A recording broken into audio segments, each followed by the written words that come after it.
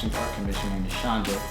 She came up with the idea. She actually she made these actual masks and asked me, hey, would you mind maybe painting a few? I said, yeah, I will. Because at that point, everybody was like painting masks. Like that was the thing to do. Like all artists were kind of like painting masks, but I didn't want to just jump on a wave and just start painting masks. I was just more focused on trying to level up in my creativity on canvas.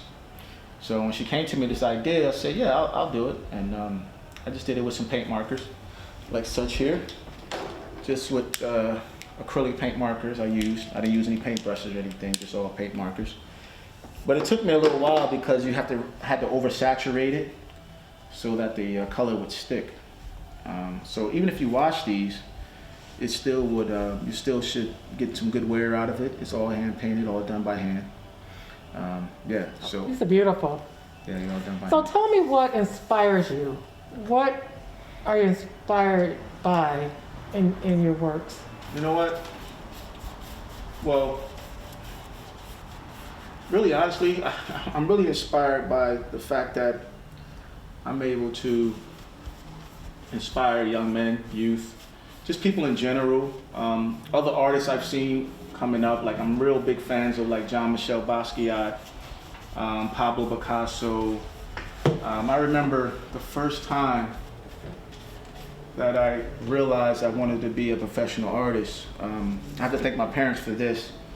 They exposed me to a lot of African-American art.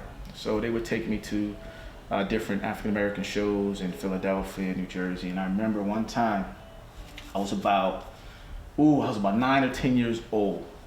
And they went to this show and it was this painting for like $600. But it wasn't even a painting, it was a signed print. Mm-hmm. It was framed though, and it was of, I don't know if you guys know this artist, Ernie Barnes. Yes. Yes, Ernie Barnes, and it was the 1984 Olympic picture.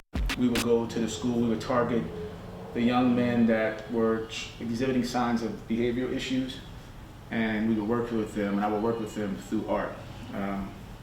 They thought I was a perfect person to do that, and as I know now, a couple of years down the line, I was the perfect person for it because I had my own little troubles, as a young man coming up.